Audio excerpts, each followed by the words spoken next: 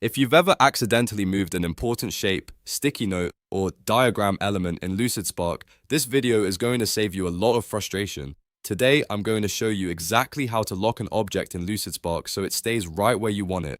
This is a simple feature, but it's incredibly useful when you're building boards, collaborating with a team, or organizing content that should not be changed by mistake. And if this tutorial helps, be sure to hit like and subscribe for more quick software guides just like this. Alright, let's jump in. First, open your Lucidspark board and find the object you want to protect. This can be anything on your canvas, such as a shape, image, text box, sticky note, or diagram element. Once you've located it, click directly on the object to select it. You'll know it's selected when you see the outline or the handles around it. Now that the object is selected, the next step is to lock it.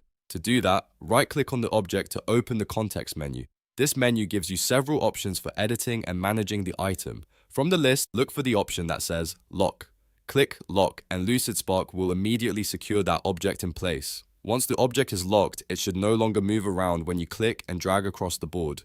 This is especially helpful if you're working on a shared workspace and don't want other people to accidentally shift something important. It also helps keep your layout clean and organized while you continue adding more content around it. To make sure it worked, try moving the object after locking it. If the object stays in place and doesn't respond like a normal editable element, then you've done it correctly. That means the item is now locked and protected from accidental changes. If you ever need to unlock it later, just right-click the object again and look for the unlock option in the menu. That gives you full control whenever you want to make future edits. So whether you're protecting a workflow diagram, a presentation board, or a planning template, locking objects in Lucidspark is a quick way to keep everything exactly where it belongs. And that's all there is to it. You now know how to lock an object in Lucidspark in just a few simple steps. If this video helped, please give it a like, subscribe for more tutorials, and stay tuned for the next easy software guide.